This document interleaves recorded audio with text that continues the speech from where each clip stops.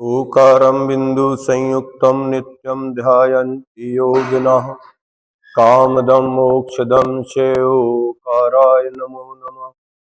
अविरल शब्द घनौघा प्रक्षालति सकल भूतल मल कलंका मुनिभरोपास्य तीर्थ सरस्वती हरत नो दुर्तान् अज्ञानतिमिरान्धयानां ज्ञानाञ्जनशलाकया चक्षुरुन्मीलितं येन तस्मै श्रीगुरुवे नमः। परम गुरुभे नमः परम्पराचार्य गुरुभे नमः। सकल कलश विध्वंसकं श्रेषां परिवर्धकं धर्म संबंधकं भव्य जीव मनः प्रतिबोधकारकं दम शास्त्रं श्री तत्वार्थ सूत्र जी नामधेयम् अस्य मूल ग्रंथ कर्तारा श्री सर्वज्ञदेवः उत्तर ग्रंथ कर्तारा श्री गणधर देवः प्रति गणधर देवः तेषां वचनोऽनुसारमास श्रीमद् आचार्य प्रवर्षोमि उमा स्वामी आचार्येण वृक्षतम् मंगलम भगवान वीरो मंगलम गौतमो गणि मंगलम कुंद कुंदार्यो जैन धर्मोस्तु मंगलम सर्वमंगल मांगल्यम सर्वकल्याणकारकम प्रधानां सर्वधर्माणां जैनम जयतु शासनम। मोक्षमार्गस्य नेतारं भेत्तारं कर्मभूरता ज्ञातारं विश्वतत्त्वानां वन्दे तद्गुणलब्धये। पंच परमेष्टि भगवान की जय। संत श्रोमणी आचार्य गुरुवर श्री विद्यासागर जी महामुनिराज की जय। परम पूज्य आचार्य श्री समय सागर जी महाराज की जय। तत्वार सूत्र पांचवा अध्याय प्रश्न नंबर 221 काल द्रव्य का वर्णन। 39 नंबर सूत्र में काल भी द्रव्य है कालश्च। काल में वे सभी जो अन्य द्रव्यों में कही गई विशेषताएं, काल द्रव्य भी है, उसमें उत्पाद भी होता है, व्यय भी होता है, ध्रुव रूप भी है, वो नित्य रूप भी है, अरूपी भी है, अजीब भी है और गुण पर्याय बान भी है। काल में वो सारी विशेषताएं हैं। अब काल द्रव्य के दो भेद, एक निश्चय काल और एक व्यवहार काल। निश्चय काल वर्तना मात्र जो है वह निश्चय काल है और घड़ी घंटा आदि जो काल द्रव्य की विभिन्न पर्याय हैं वह व्यवहार काल है। तो व्यवहार काल कितना है? अतीत काल, भविष्य काल और वर्तमान काल, ये तीन भेद भी काल द्रव्य के होते हैं। अतीत से अनंत गुना भविष्य काल होता है। इसलिए काल द्रव्य कितने समय वाला है तो उसके समय यहाँ पर बताए जा रहे हैं। सोनंत समयः, सोनंत समयः वह काल द्रव्य अनंत समय वाला है। यद्यपि वर्तमान काल एक समय मात्री है, तथापि भूत और भविष्यत की अपेक्षा अनंत समय वाला है। काल द्रव्य के सबसे छोटे हिस्से को समय कहते हैं। मंद गति से चलने वाला उद्गल परमाणु आकाश में एक प्रदेश से दूसरे प्रदेश पर जितने काल में पहुंचता है उतना काल एक समय है। इन समयों के समूह से ही आवली, घंटा, घड़ी, दिन, पक्ष, मास, ऋतु, अयन, वर्ष और युग आदि का निर्माण होता है। ये सब व्यवहार काल कहलाते हैं। यह व्यवहार काल निश्चय काल द्रव्य की पर्याय है। ये व्यवहार काल क्या है? ये पर्याय है। निश्चय काल द्रव्य लोकाकाश में प्रत्येक प्रदेश पर रत्नों की राशि की तरह जो एक एक कालाणु स्थित है, उसे निश्चय काल द्रव्य कहते हैं। और वर्तना उसका कार्य है। वर्तना माने सभी द्रव्यों में जो परिवर्तन हो रहा है, वह काल द्रव्य के उपकार के रूप में, निमित्त के रूप में होता रहता है। तो वो काल द्रव्य अथवा उसका लक्षण, उसका स्वभाव क्या है? वर्तना। तो वर्तन कराना, स्वयं भी वर्तन करता है और वह अन्य द्रव्यों के लिए भी परिवर्तन में सहयोगी। जैसे धर्म द्रव्य गति में सहयोगी है, अधर्म द्रव्य स्थिति में सहयोगी है, उसी प्रकार काल द्रव्य इन सबके परिवर्तन में सहयोगी है। आदरणीय पंडित जी साहब इस अध्याय को लेकर एक कहानी सुनाते थे। वो कहते थे, त्रैलोकपुर नाम का एक नगर है। कौन सा? त्रैलोकपुर नाम का एक नगर है। उसमें सत्यनारायण नाम के एक सेठ जी रहते थे। कौन रहते थे?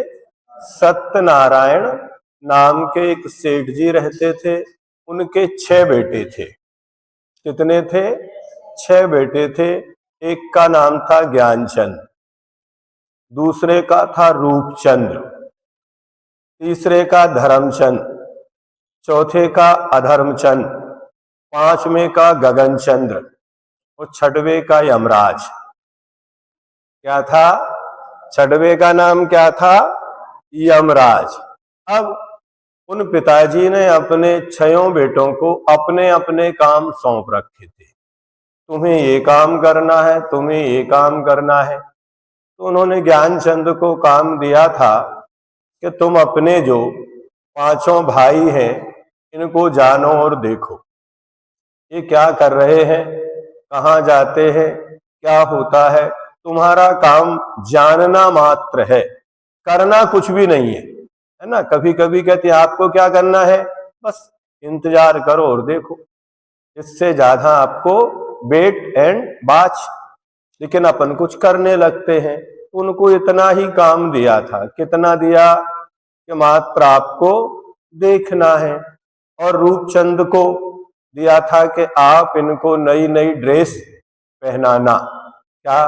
उसको अलग अलग पोशाक है, जैसे जिस योग चाहिए वो आप उनको करते जाना। ये भी ठीक कहा। फिर तीसरे को कहा कि तुम्हारे ये 2 भाई जब एक स्थान से दूसरे स्थान पर जाएं, तो इनके चलने में सहायता करना।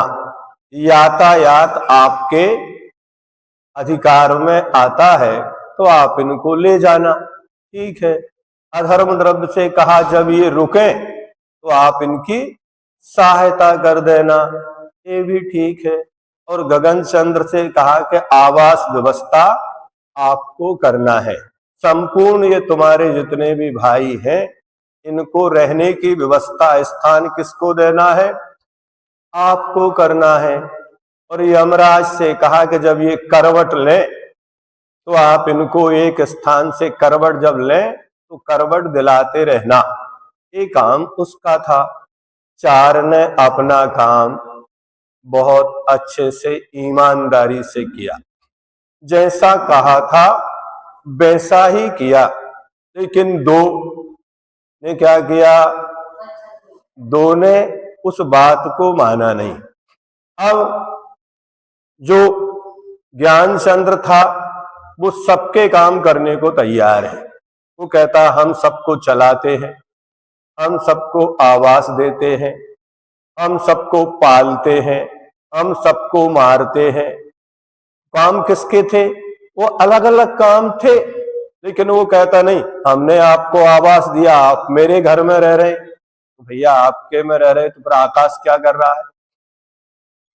हम चला रहे हैं तो धर्म द्रव्य क्या कर रहा है? हमने ठहराया तो अधर्म द्रव्य ने क्या किया? हमने मार डाला तो फिर काल ने क्या किया? अर्थात ये छयों द्रव्य अपना अपना काम करें तो स्वभाव रूप है, और जो काम नहीं करना, यदि वो कार्य करते हैं तो विभाव रूप परिणमन होता है, और जो आज्ञा नहीं मानता तो फिर उसके लिए दंड की व्यवस्था भी की जाती है। तो जितने भी कष्ट जो भोगता है वो क्यों भोगता है? कि वह राग द्वेष करने लगता है। अगर जानना देखना उसका काम है, इतना काम करे तो उसके लिए कोई भी दंड की व्यवस्था नहीं होती है। लेकिन क्या करें, ऐसा होता है। तो बरतना उसका लक्षण है। हम सबको लगता है जब तक हमारी सांस चल रही है तो हमारे पास अनंत समय है। हम क्या मानते हैं? जब तक हमारी सांस चलती है तो हमको लगता है हमारे पास अनंत समय है। लेकिन एक मौका अपन सबको मिला है, यदि ये सांस रुक गई तो एक पल का भी समय अपने पास शेष नहीं बचता। हमें लगता हम कल कर लेंगे, और कल जाके एहसास होता है कल तो था ही नहीं। कल आज ये एहसास नहीं होता, कल कभी होता ही नहीं है। लेकिन आज ये एहसास होता है कि कल तो था ही नहीं, और बीता हुआ कल कभी लौट कर आता नहीं है, और आने वाला कल कभी भी कल के रूप में नहीं आएगा, वो वर्तमान के रूप में ही आएगा। इसलिए वास्तव में तो एक ही समय है वर्तमान में, अगला समय हमारे पास नहीं है।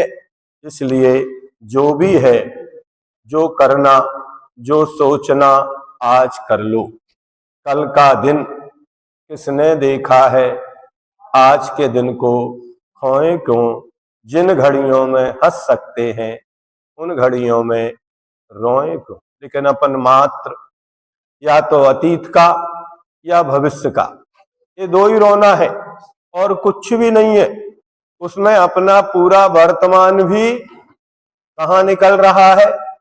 कोई अतीत को देख रहा है, हम ऐसे थे, कोई धन को देखता है, कोई उम्र को देखता है, कोई पद को देखता है, कोई बल को देखता है।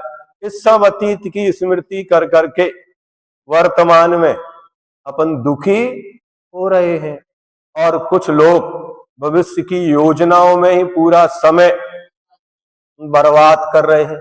अब भविष्य में क्या होगा? भविष्य आएगा जब तक अपन रहेंगे या नहीं रहेंगे, ये कोई गारंटी है क्या?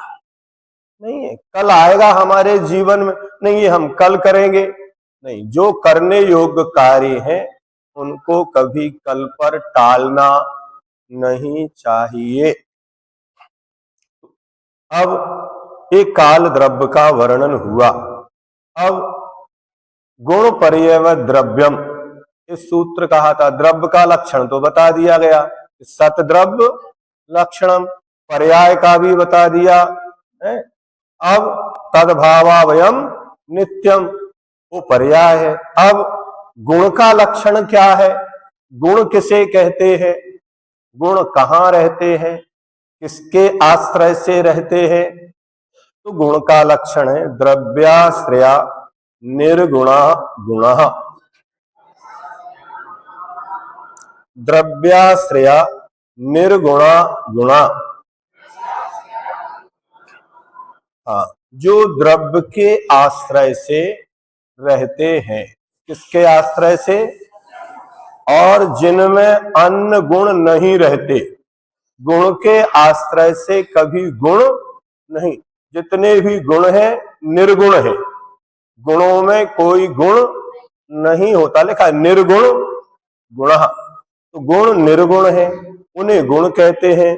जैसे जीव का ज्ञान दर्शन एक गुण है, लेकिन ये ज्ञान जीव के आश्रय से तो है, अन्य किसी गुण के आश्रय से नहीं रहता है। गुण का यह लक्षण पर्याय में भी पाया जाता है, क्योंकि पर्याय भी द्रव्य के आश्रय से ही रहती है और उसमें भी गुण भी नहीं रहते, अतः यह लक्षण ठीक नहीं है।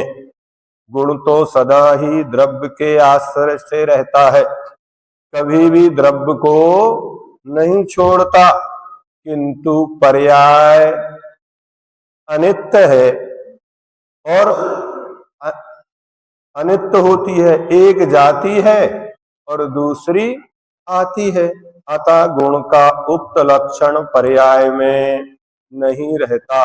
जब तक एक पर्याय रहेगी दूसरी पर्याय उत्पन्न नहीं हो सकती। क्या एक पर्याय का अभाव होगा तभी दूसरी पर्याय आएगी, लेकिन गुण अनंत गुण एक साथ सदा हमेशा रहते हैं। गुणों का कभी भी अभाव नहीं होता। हाँ, विभाव रूप परिणमन करने में हमें लगता है कि वो है नहीं है, लेकिन गुण तो है। जो अभाव रूप आपको दिख रहा है वो गुण का अभाव नहीं, उस गुण की पर्याय का अभाव है। इसका होता है, जैसे हरा आम है, अब हरेपन का अभाव हुआ तो हरा क्या है? गुण है क्या पर्याय है कि द्रव्य है? पर्याय है। वो वर्ण गुण की पर्याय है। वर्ण तो पहले भी था, पहले हरे के रूप में था, पक गया तो पीला हो गया, सड़ गया तो काला पड़ गया। लेकिन वर्ण गुण का अभाव हुआ क्या पुद्गल में? कभी वर्ण गुण का कभी भी अभाव नहीं होता है, लेकिन उस गुण की जो पर्याय है उस पर्याय का परिवर्तन निरंतर चलता है। तो पर्याय आती हैं और जाती हैं, ऐसा मानना। पर्याय अगर ठहर जाए तो नवीन पर्याय कभी उत्पन्न ही नहीं होगी और फिर द्रव्य क्या हो जाएगा? कूटस्थ, जड़ हो जाएगा, फिर उसमें कोई परिवर्तन नहीं बनेंगे। फिर जो द्रव्य का लक्षण है उत्पाद व ध्रुवयुक्तम सत, अर्थात उनमें उत्पाद भी है और जिस समय उत्पाद है उसी समय व्यय है और उसी समय ध्रुवता भी है। इनमें कोई काल भेद नहीं होता है। तो फिर पर्याय का लक्षण क्या है? तद्भावा परिणामः,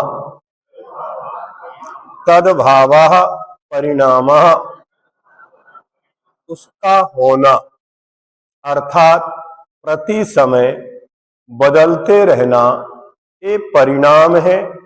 परिणाम पर्याय का दूसरा नाम है। अपन बोलते कहीं परिणाम क्या निकला, मतलब पर्याय क्या निकली, परिणाम निकलता है तो पर्याय उत्पन्न होती है। उसको प्रति समय परिवर्तित होते रहना। लोग व्यवहार में कहते हैं चलती का नाम गाड़ी, चलेगी तो गाड़ी और चलेगी तो घड़ी। जब तक चलती रहेगी दीवार पर रहती है, बंद हो गई तो लोग कहते हैं बंद घड़ी को घर में नहीं रखना चाहिए। क्यों? क्योंकि वो घड़ी का कार्य नहीं कर रही है। उसी प्रकार पर्याय परिवर्तित होते रहना चाहिए। अपन क्या चाहते हैं सब मिलके कि जो पर्याय है वो बनी रहे, बनी रहेगी तो पर्याय नहीं होगी।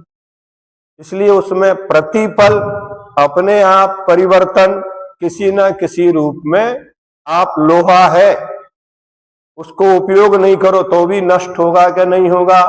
भले ही लोहा है, घिसकर नहीं होगा तो जंग लग के हो जाएगा। लेकिन वो प्रतिपल क्या हो रहा है? ऐसे अपना शरीर, अपना जीवन, अपनी आयु, ये सब प्रति समय नष्ट हो रही हैं, लेकिन किस रूप में? परिवर्तन के रूप में। जिस द्रव्य का जो स्वभाव है उसी के भीतर उसमें परिवर्तन होता है। जैसे मनुष्य बालक से युवा और युवा से वृद्ध होता है, पर मनुष्यत्व का त्याग वो रहेगा क्या? मनुष्य ही रहेगा। बालक है तो भी मनुष्य है, युवा है तो भी मनुष्य है, वृद्ध हो गया तो भी वो मनुष्य। तो यही उस द्रव्य का स्वभाव है। इसको स्थूल पर्याय के रूप में परिवर्तन है। जीव जीव ही रहेगा। मनुष्य से त्रियंश बन जाए, देव बन जाए, नारकी बन जाए या मोक्ष चला जाए, लेकिन वो जीव जीव ही रहेगा। किसी भी अवस्था में अपने जीवत्वपने का त्याग नहीं करेगा। वैसे ही प्रत्येक द्रव्य अपनी धारा के भीतर रहते हुए, अपनी मर्यादा में रहते हुए, जैसे सड़क पर आप चलते हैं तो आप अपनी लाइन में कितने भी तेज चलो, लेकिन आप अपनी उस लाइन सीमा का उल्लंघन नहीं कर सकते हैं, तो आप सही धावक या दौड़ने वाले कहलाएंगे। यदि आप दूसरे की रो में चले गए तो प्रतियोगिता से बाहर कर दिए जाएंगे उसी पल। तो ऐसे ही ये द्रव्य है। धर्म द्रव्य रहते हुए ही परिवर्तन करता है, अधर्म द्रव्य रहते हुए अपना परिवर्तन करता है। जीव जीव रहते हुए ही परिवर्तन करता है। कोई अपने स्वभाव को छोड़ते सगम सहावम न विजहंती। वे सभी अपने अपने स्वभाव को अन्योनम पवशंता दिनता ओगास मन मन्नस्य मेलंता विनिच्छम सगम सहावम न विजहंती।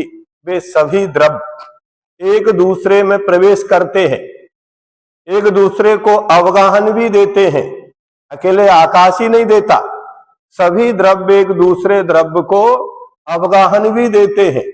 मेलनता, मिलते भी हैं। ये नहीं कि मात्र पुद्गल में स्कंद और परमाणु आदि मिलते हैं, नहीं, सभी द्रव्य मिलते भी हैं, लेकिन उनमें बंध नहीं होता। क्या नहीं होता? मिलेंगे, लेकिन वो जैसा परमाणु स्कंद में बंध होता है, जीव और कर्म का बंध होता है, ऐसा सभी में बंध नहीं होता। मेलनता भी निच्छम परंतु सगम सहावम न विजहंती। सभी अपने अपने स्वभाव को नहीं छोड़ते हैं। यही इनकी विशेषता है, यही इनकी सुंदरता है, इसी में लोक की व्यवस्था है। अगर वे अपने अपने स्वभाव को छोड़ने लगे तो द्रव्य फिर नित्य नहीं रहेंगे। क्या नहीं रहेंगे? वे 6 नहीं रहेंगे, या तो 7 हो जाएंगे, 8 हो जाएंगे, अथवा एक ही बचेगा, और एक बचेगा तो फिर सारी व्यवस्था कैसे हो जाएगी? ये इनकी सुंदरता भी कहलाती है, ये इनका स्वभाव भी, क्योंकि स्वभाव ही लोक में सबसे सुंदर। अगर आप स्वभाव में हैं तो सुंदर हैं, और विभाव में हैं तो असुंदर हैं, ऐसा मानना। पर्याय अनादि और सादि की अपेक्षा से हैं। कुछ पर्याय अनादि हैं और कुछ पर्याय सादि हैं। प्रवाह की अपेक्षा अनादि है, क्योंकि परिणाम का प्रवाह प्रत्येक द्रव्य में अनादि काल से चालू है और अनंत काल तक चालू रहेगा। उसका ना तो आदि है और ना अंत है। जैसे अभव्य जीव, अभव्य जीव का संसार कैसा है? अनादि अनंत है। वो अनादि काल से ही संसार में है और अनंत काल तक संसार में ही रहेगा। तो उसका जो कारमाण शरीर है, उस कारमाण शरीर का कभी अभाव होगा क्या? अनादि संबंधे च। हाँ, उसमें से कुछ निकलता जा रहा है, कुछ जुड़ता जा रहा है। 1.5 गुण हानि आयाम प्रमाण द्रव्य हर समय सत्ता में कभी पूरे कर्मों का अभाव। एक आयु कर्म है, एक भव में ही अपन भोगते हैं, बाकी 7 कर्म एक समय बांधते हैं और अनेक भवों में भी उनको भोग सकते हैं। अनेक भवों में बांधा हुआ है और एक समय में उदय में आ रहा है। ऐसी व्यवस्था अनादि निधन अपने आप बनी है, उसमें अपने को कुछ करना पड़ता है क्या? नहीं, ये पूरी व्यवस्था चल रही है। लेकिन जो पर्याय अनादि काल से प्रभायमान है, अनंत काल तक रहेंगी, वे वैसी ही बनी रहेंगी। जैसे सुमेरु पर्वत है, कुलाचल है, जम्बू आदि वृक्ष हैं, अकृत्रिम जिनालय है, बहुत सारी अनादि निधन पर्याय हैं। वे कभी भी, कितने भी कहीं प्रलय हो, परिवर्तन हो, कितना भी अनंत काल का प्रवाह निकल जाए, लेकिन फिर भी वे पर्याय स्कंद रूप में जैसी बनी है वैसी ही बनी रहेंगी। लेकिन जिनका उत्पाद होता है, जो बनती हैं, वे नष्ट भी होंगी। जैसे भरत ऐरावत में जितनी भी रचनाएं होती हैं, जब प्रलय काल आता है तो वे सभी नष्ट भ्रष्ट हो जाती हैं, पुनः नया सृजन प्रारंभ हो जाता है। ऐसा प्रभाव चलता रहता है। उसका ना तो आदि है और ना अंत। हाँ, विशेष की अपेक्षा सादी है, क्योंकि प्रति समय नया नया परिणाम। इस सामान्य की अपेक्षा कोई आदि अनंत अंत नहीं है, लेकिन विशेष रूप से चिंतन करेंगे तो सब में प्रति समय परिवर्तन हो रहा है। भले ही वो अकृत्रिम हो, अनादि निधन हो, कैसे भी हो, लेकिन वे वैसे ही है। केवल भगवान कहते नहीं, उनमें प्रति समय षट गुणी हानि वृद्धि अपने आप अगुर लघु नाम का एक गुण है। उसके कारण उन सब में परिवर्तन होता रहता है। उसी प्रकार जो स्कंध है, उनमें से परमाणु निकलते हैं, दूसरे आके उनमें जुड़ जाते हैं, और स्कंद जो के तो बना रहता है। अपने को लगता है कोई परिवर्तन नहीं हुआ, लेकिन उसमें परिवर्तन प्रति समय हो रहा है। तो जिस द्रव्य का जो स्वभाव है वही परिणाम है। जैसे धर्म द्रव्य का गति निमित्तता ही तद्भाव है, सभी द्रव्यों में ऐसा ही समझना चाहिए। इस प्रकार कुल 6 द्रव्यों में एक जीव द्रव्य और 5 उद्गल धर्म अधर्म आकाश और काल द्रव्यों को जानकर इनमें जीव के अतिरिक्त 5 चेतनताविन सो अजीव है पंच भेद ताके हैं पुद्गल पंच वर्ण रस गंध दुई फरस वसु जाके हैं जिय पुद्गल को चलन सहाई धर्म द्रव्य इष्टत होय अधर्म सहाई जिन बिन मूर्त सकल द्रव्य को वास जास में सो आकाश पिछानो नियत वर्तना निस दिन सो व्यवहार काल।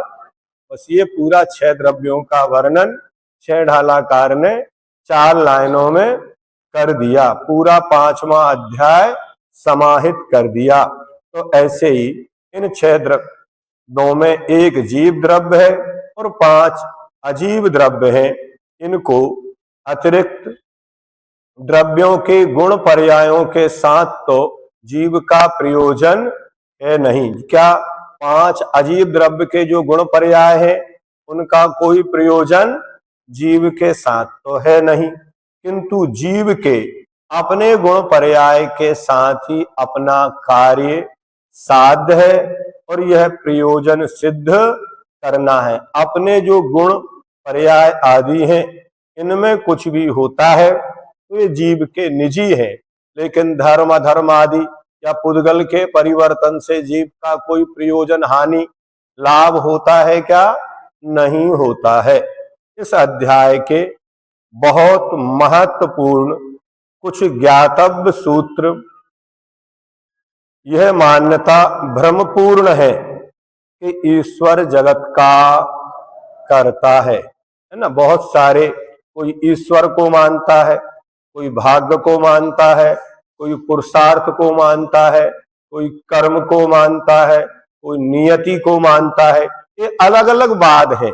नियतिवादी कहता है जो होना है वही होगा, भाग्यवादी कहता है जो भी हो रहा है भाग्य के द्वारा हो रहा है, ईश्वरवादी कहता है जो कुछ कर रहा है वो ईश्वर कर रहा है, कर्मवादी कहता है सब कुछ अपने कर्मों का ही फल है। ऐसे अनेक अनेक षड दर्शन है, उनके 363 मत हैं। कुछ क्रियावादी हैं, कुछ अक्रियावादी हैं, कुछ नियतवादी हैं, आदि आदि उन सब की अलग अलग मान्यताएं हैं। तो ऐसे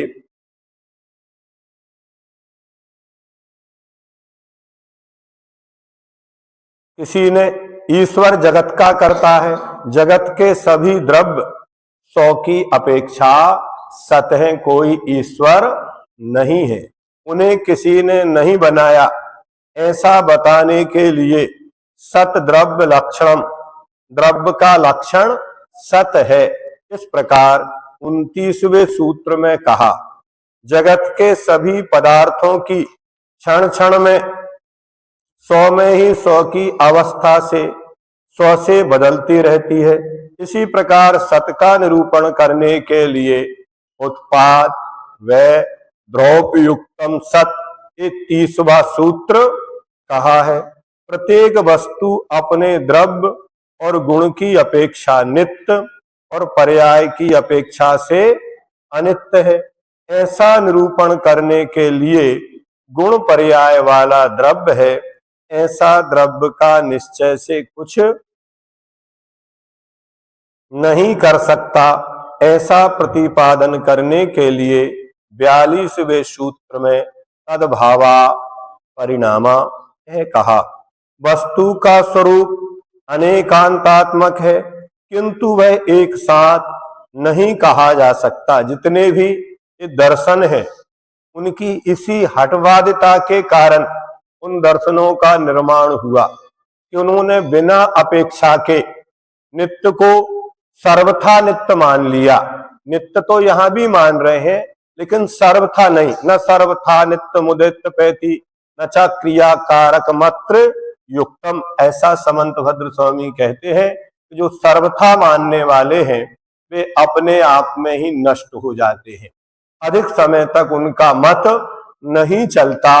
ये मात्र हुंडाव सर्पणी में ही इस प्रकार के लोग हटवादिता वाले उत्पन्न होते हैं, जो जिनेन्द्र भगवान के मत से द्वेष रखते हैं, उस पर कोई श्रद्धा नहीं रखते हैं, और वे स्वयं ही ऐसा करके नष्ट हो जाते हैं। भगवान तो भी त्रागी हैं, नहीं समझे ना, वे तो किसी को कोई ना दुख देते हैं, ना पूज्यार्थस तो भी तरागे, न निंदया नाथ विवांत बैरे।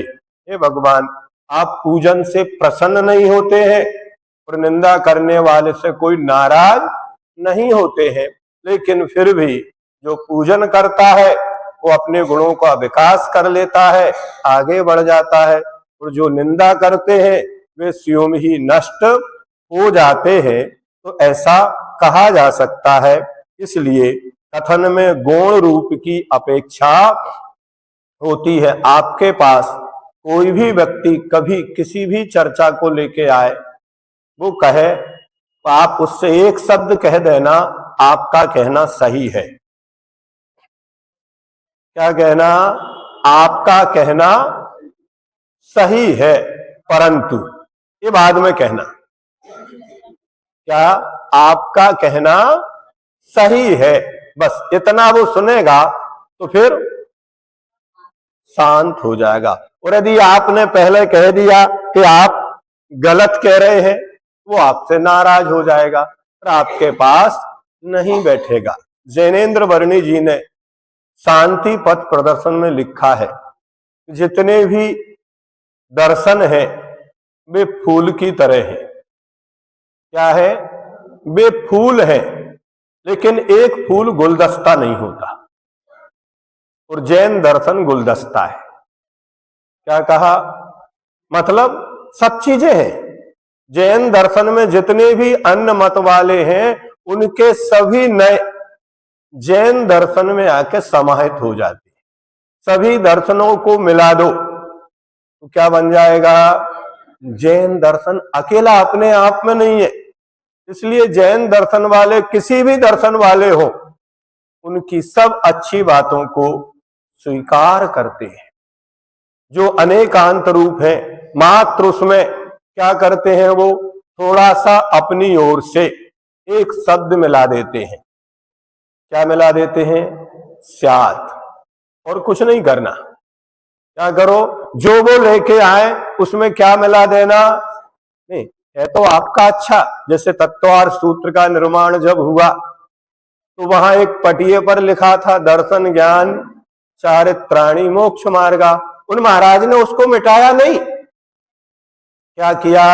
उसमें एक शब्द और जोड़ दिया। क्या कर दिया?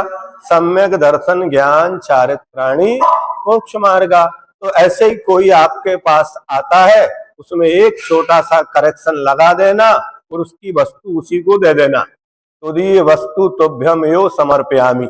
आपने जो कहा हम आपको ही वापस करते हैं, परंतु हमारी ओर से हमारा फर्ज है। जैसे आपके यहाँ व्यवहार में कोई लिफाफा आता है, आप उतना ही वापस करते, कुछ मिला करते? सही बताओ। अगर वही वापस कर दो तो लेने वाला गुस्सा हो जाएगा। अगर आप उसमें मिला के करो तो वो स्वीकार कर देता है। तो क्या करते हैं अपन? उसमें कुछ ना कुछ मिला देते हैं। तो ऐसे ही उन दर्शनों के जो सिद्धांत हैं उनमें एक शब्द मिला दो। क्या मिला दो? बस स्यात् शब्द आपने लगा दिया, कथनचित आपका कथन सही है।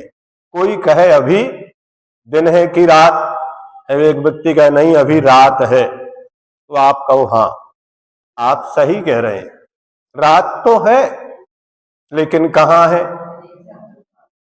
रात तो है लेकिन कहां है? हम भी अभी रात मानते हैं लेकिन कहां है? अभी चतुर्थ काल है, कहां है? विधि। अभी पंचम काल है, छठवां काल भी है, कहां है? पहला काल भी है, उत्तम भोग, मतलब छयों काल है। आप ऐसे उनको आराम से समझा देंगे तो व्यक्ति जितने क्रोध में आया है वो शांत होकर जाएगा कि नहीं जाएगा? हम लोग एक बार यात्रा करने गए थे गोमटेस की। अब उनमें से अगर कोई लोग यहां हो तो उनको याद आए, आचार्य वर्धमान सागर जी वहां विराजमान थे, भट्टारक जी थे और हमारे राकेश भैया सागर वाले थे। वो थोड़ा सा पूरी डीपली जाकर कोई चर्चा करते हैं। अब भट्टारक जी कुछ बोलते थे तो राकेश जी कुछ बोलते थे, फिर राकेश जी कुछ बोलते थे तो भट्टारक जी कुछ बोलते थे। तो वर्धमान सागर जी कहते थे आपकी बात सही है। किनको बोलते थे? भट्टारक जी को। फिर जब राकेश जी बोलते थे तो उनसे कहते थे आपकी बात। हम पूछते थे महाराज गलत क्या है?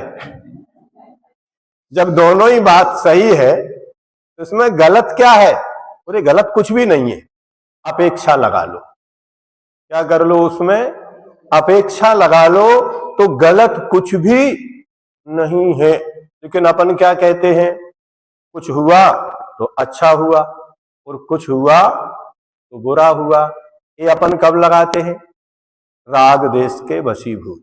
लेकिन अनेकांत कहता ना कुछ अच्छा है ना कोई पदार्थ जग में बुरे ना अच्छे, ऐसा सदैव कहते गुरुदेव सच्चे। कोई चीज बुरी नहीं है। हाँ, अवस्था परिस्थिति काल के अनुसार कब किसके लिए क्या उचित है और किसके लिए क्या उचित है, उसी में एक उदाहरण दिया। पर्यायवाची नाम होते हैं। घोड़े का पर्यायवाची नाम सैंधव होता है, सैंधव है ना, और नमक को भी सैंधव बोलते हैं। ठीक है। अब एक व्यक्ति भोजनशाला में है और वो सैंधव लाओ, तो वहां क्या लेके आएंगे? अब जिसको ये पता ही नहीं है, उसने एक ही पढ़ रखा है कि सैंधव माने तो घोड़ा होता है, तो वो क्या लाएगा? अब भोजनशाला में घोड़े की क्या आवश्यकता है? और किसी को युद्ध को जाना हो, सैनिक सेनापति तैयार है और वो कहे सैंधव लाओ और आप नमक का ढेला पकड़ा दो, तो क्या होगा? नहीं, उसके अनेक अर्थ हैं। नहीं समझे ना? एक हम लोग पढ़ते थे उस समय, को में हरि को किसी ने पूछा, दरवाजा खटखटाया, उसने पूछा को, बाहर से आवाज आई मैं हरि। उन्होंने कहा बानर को पुर का काम। क्या कहा? को मैं हरि, बानर को पुर का काम। मतलब हरि माने बंदर होता है क्या? और हरि कृष्ण का नाम था। कृष्ण ने दरवाजा खटखटाया, सत्यभामा ने पूछा कौन? उन्होंने कहा हरि। अपन नाम बताते कि नहीं? कहीं भी आप दरवाजा बजाओ तो अंदर से आवाज आती कौन है, तो आप क्या बोलते हैं?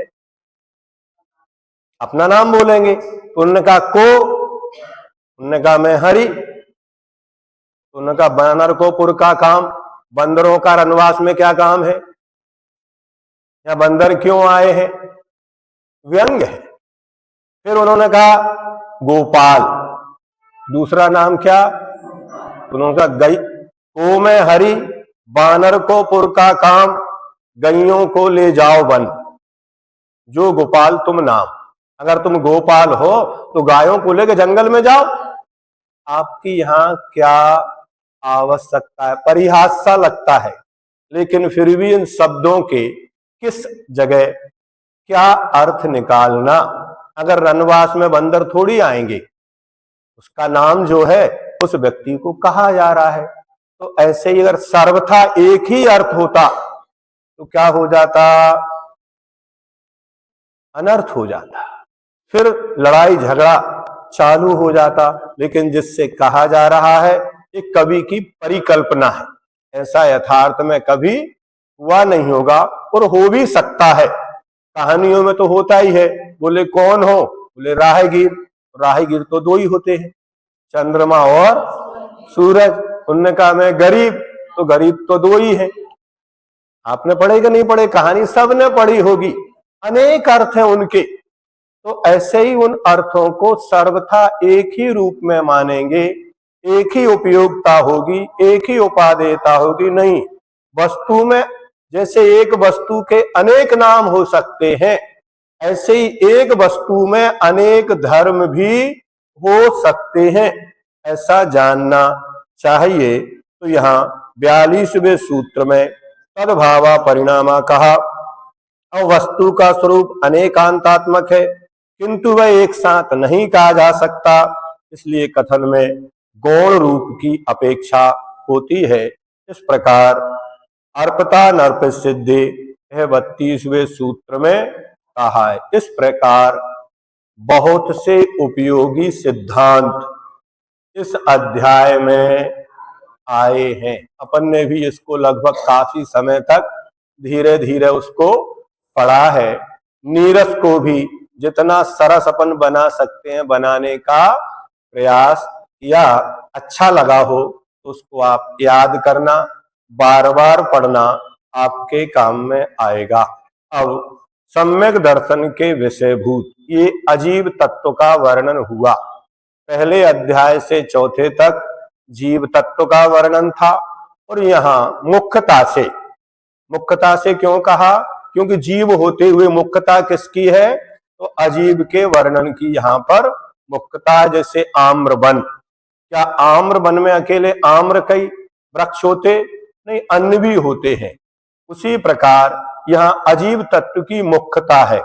ऐसा ही आचार्यों ने सब जगह कहा। जैसे मार्गणा, सम्यक्त मार्गणा में भी मिथ्यात्व का वर्णन आ जाता, तो वहां भी ये प्रश्न पूछे जाते हैं कि आप सम्यक्त मार्गणा में मिथ्यात्व को क्यों ला रहे हैं? ये तो मिथ्यात्व है। नहीं, कहा जाता है अगर पुत्रोचित कार्य ना करे तो उसको अपुत्र कह दिया जाता है। क्या बोलते हैं? ये पुत्र ही मेरा बेटा नहीं है, क्योंकि उसने अपने कर्तव्य का पालन नहीं किया, लेकिन फिर भी वो पुत्र तो रहेगा। तो ऐसे ही यहाँ पर अजीव की मुख्यता से, अजीव द्रव्य की मुख्यता से 5वां अध्याय था। अब 6वें अध्याय में जीव तत्व का वर्णन प्रथम 4 अध्याय में किया, 5वें में अजीव तत्व का व्याख्यान किया। अब जीव और अजीव के संयोग से किसके संयोग से? जीव और अजीव के संयोग से उत्पन्न होने वाला कौन है? आश्रव तत्व। दो ही तत्व हैं, सात तो कह दिए, जीवम अजीवम दब्बम। जीव और अजीव दो ही तत्व हैं। दो इनके आगे मेल से, दो बिछड़ने से और एक शुद्ध अवस्था, ऐसे सात बन जाते हैं। ठीक है ना? तो जीव है और अजीव है, इन दो के संयोग से उत्पन्न होके क्या हो गया? आश्रव और बंध। और जीव और अजीव जब अलग होते हैं तो संबर और निर्जरा उसमें कारण है। तो पूरी तरह जब अलग हो जाते हैं तो वही जीव की पर्याय मोक्ष रूप है। मोक्ष कुछ नहीं है, जीव द्रव्य की ही शुद्ध अवस्था या पर्याय है। तो अब आश्रव तत्व का यहाँ पर वर्णन है। वो आश्रव क्रमशः होता है, जैसे जीव एक इंद्री, दो इंद्री, तीन इंद्री, चार इंद्री और पंचेंद्री, संगी और असंगी। तो एक इंद्री जीव है, उसके पास शरीर है लेकिन वचन और मन नहीं है। दो इंद्री से शरीर और वचन है लेकिन मन नहीं है। और पंचेंद्री संगी के पास शरीर भी है, वचन भी है और मन ही है भी है। तो एक के द्वारा भी आश्रव होता है, अकेले काय के द्वारा भी। अकेले वचन तो साथ में रहेगा ही, अविनाभावी है। अगर काय है तो वचन होगा, लेकिन काय है तो वचन हो भी और ना भी हो, ऐसा लगाना। इसलिए अपन व्यवहार में बोलते मन वचन काय, लेकिन यहाँ सूत्र में वचन को बाद में रखा है, क्योंकि ये आश्रव का वर्णन है, विषय है। इसलिए काय वांग मनः कर्म योगः, काय वांग मनः कर्म योगा। काय वचन और मन की क्रिया को क्या बोलते हैं? योग। योग माने जोड़ना। क्या? दो वस्तुएं जब जुड़ती हैं तो उसको बोलते हैं योग। तो काय वचन और मन की जो क्रिया है, इसके द्वारा आत्मा के प्रदेशों में जो परिस्पंदन होता है उसका नाम योग है। इसका नाम है आत्म प्रदेशों में जो परिस्पंदन होता है। तो अगर काय के निमित्त से होता है तो काय योग, वचन के निमित्त से होगा तो वचन योग, और मन के निमित्त से होगा तो मनोयोग। 5 प्रकार के शरीर होते हैं, औदारिक, वैक्रियक, तेजस, कारमाण। ठीक है ना? उनमें से 4 शरीर योग में निमित्त हैं, लेकिन तेजस शरीर योग में कारण नहीं बनता है, और इनमें 7 योग बन जाते हैं। 4 तो ये है, तो 3 के साथ में औदारिक, औदारिक मिश्र, वैक्रियक, वैक्रियक मिश्र, आहारक, आहारक मिश्र। कारमाण के साथ मिश्रपना नहीं बनता, वो ही सबको मिश्र बनाता है। वो कारमाण ही अन्य शरीरों के साथ मिलता है तो उसका मिश्रण होता चाहता है। तो 7 प्रकार के काय योग, 4 प्रकार के मनोयोग और 4 प्रकार के वचन योग, ये 15 योग हैं। एक कर्म है, क्रिया है। कर्म का अर्थ यहाँ पर क्रिया, मन वचन काय की जो क्रिया है उसका नाम क्या है? योग है। वास्तव में तो आत्मा के प्रदेशों में जो हलन चलन होती है उसका नाम योग है।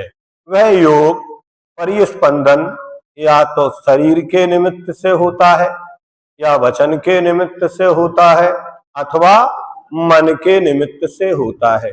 इसलिए निमित्त के भेद से योग के 3 भेद हो जाते हैं, काय योग, वचन योग और मनोयोग। जिस प्रकार वायु से तालाब के पानी में तरंगें उठती हैं, हवा की तेजी से तेज तरंगें और हवा की मंदता से मंद तरंगें, क्योंकि योगों में हीनाधिकता पाई जाती है। एक जैसे ही रहते हैं हर समय नहीं, ये बदलते रहते हैं। योग वसात, योगों के कारण कर्म का आश्रव भी अधिक और कम होता रहता है। उसी प्रकार योगों की तीव्र चपलता से आत्म प्रदेशों में तीव्र हलन चलन और योगों की मंद चलने से आत्म प्रदेशों में मंद हलन चलन होती है। यह योग ही आत्म प्रदेशों के हलन चलन में प्रत्येक योग के होने में दो कारण होते हैं, एक अंतरंग कारण और दूसरा बहिरंग कारण। अल्प ज्ञानियों में अंतरंग कारण कर्मों का क्षयोपशम है और केवल ज्ञानियों में अंतरंग कारण कर्मों का क्षय है, तथा बाह्य कारण वे नौकर्म वर्गणाएं हैं जिनसे शरीर, वचन और मन की रचना होती है, तथा जिन्हें जीव हर समय ग्रहण करता। एक भी समय ऐसा नहीं है उन वर्गणाओं को जीव ग्रहण ना करता हो। अतः वीर्यांतराय कर्म का क्षयोपशम होने पर 7 प्रकार की काय वर्गणाओं में से किसी एक वर्गणा की सहायता से जो आत्म प्रदेशों में हलन चलन होता है उसे काय योग कहते हैं। और वीर्यांतराय और मत्तक्षरा वर्ण आदि कर्मों का क्षयोपशम होने से जब जीव में वाग लब्धि, वचन लब्धि प्रकट होती है और वह बोलने के लिए तत्पर होता है, तब वचन वर्गणा के निमित्त से जो आत्म प्रदेशों में हलन चलन होता है उसे वचन योग, ये 2 इंद्रिय से प्रारंभ हो जाता है। वीर्यांतराय और 9 इंद्रिया वर्ण कर्म के क्षयोपशम रूप मनोलब्धि के होने पर तथा वचन वर्गणा का आलंबन पाकर चिंतन के लिए तत्पर हुए आत्मा के प्रदेशों में जो हलन चलन होता है उसे मनोयोग कहते हैं। उक्त कर्मों के का क्षय होने पर तीनों वर्गणाओं की अपेक्षा से संयोग केवली के आत्म प्रदेशों में जो हलन चलन होता है वह कर्म क्षय निमित्तक योग है। इस तरह योग 13वें गुणस्थान तक ही रहता है। इसी से 14वें गुणस्थान का नाम अयोग केवली है। अयोग केवली के तीनों प्रकार की वर्गणाओं का आना रुक जाता है, इससे वहां योग का अभाव हो जाता है। एक इंद्रिय जीव के केवल काय योग होता है क्योंकि उसके वचन योग और मनोयोग की कारणभूत सामग्री नहीं पाई जाती। 2 इंद्रिय से लेकर असंगी तक के जीवों के काय और वचन ये 2 योग होते हैं। उसमें भी भाषा पर्याप्ति की समाप्ति के पूर्व तक काय योग ही होता है। जब तक भाषा पर्याप्ति की पूर्णता न हो जाए तब तक वचन योग नहीं होगा। संगी जीवों के तीनों होते हैं, उसमें भी वचन योग भाषा पर्याप्ति की समाप्ति के अनंतर समय से और मनोयोग मनः पर्याप्ति की समाप्ति के अनंतर समय से हो सकता है। तथापि एक काल में एक जीव के एक ही योग होता है। लब्धि रूप में तीनों योग रहे, लेकिन उपयोग में एक काल में जिस समय काय योग है वचन योग नहीं होगा, वचन योग है मनोयोग नहीं है, मनोयोग है तो अन्य योग नहीं होगा। एक काल में एक ही योग होता है। आशय यह है कि जिस जाति की वर्गणाएं जब आत्मा के प्रदेश परिस्पंदन में कारण होती हैं तब वही योग होता है। दूसरी तरह से योग के 2 भेद हैं, भाव योग और द्रव्य योग कर्म। 9 कर्म के ग्रहण करने में निमित्त रूप आत्मा की शक्ति विशेष को भाव योग कहते हैं। और उस शक्ति के कारण से जो आत्मा के प्रदेशों का संपन्न होना तो द्रव्य योग है। यद्यपि भाव योग एक ही प्रकार का होता है तो भी निमित्त की अपेक्षा से उसके 15 भेद होते हैं। भाव योग तो एक ही है, तो भाव योग की अपेक्षा योग कितने प्रकार के? एक प्रकार के। फिर मन वचन काय की अपेक्षा 3 प्रकार के, फिर 15 प्रकार के, फिर संख्या असंख्यात जितने परिणाम उतने योग। जो इस प्रकार सत्य मनोयोग, असत्य मनोयोग, उभय मनोयोग, अनुभय मनोयोग, ये 4 तो मनोयोग। सत्य वचन योग, असत्य वचन योग, उभय वचन योग और अनुभय वचन योग, ये 4 वचन योग। जो कोई लिखा है उसको योग करना है ना। ये 4 वचन योग गलत लिखा है वह। औदारिक काय योग, औदारिक मिश्र काय योग, यहां भी कोई लिखा। वैक्रियक काय योग और वैक्रियक मिश्र काय योग। आहारक काय योग, आहारक मिश्र काय योग और कारमाण काय योग से 7 काय योग हैं, भोग नहीं। हाँ, बहुत सारी अशुद्धियां हैं प्रकाशन में। काय योग आत्मा के अनंत गुणों में एक गुण, एक योग गुण है, यह अनुजीवी गुण है। इसकी पर्याय में 2 भेद होते हैं। परिस्पंद रूप आत्म प्रदेशों में कंपन रूप और आत्म प्रदेशों की निश्चलता रूप निष्कंप रूप। प्रथम प्रकार का योग गुण की अशुद्ध पर्याय और दूसरा भेद योग गुण की शुद्ध पर्याय है। इस सूत्र में अशुद्ध पर्याय कंपन रूप योग को कहा है, क्योंकि अशुद्ध जीवों को ही कर्म का आश्रव होता है। शुद्ध योगों में कर्म का आश्रव नहीं होता है। जावानी के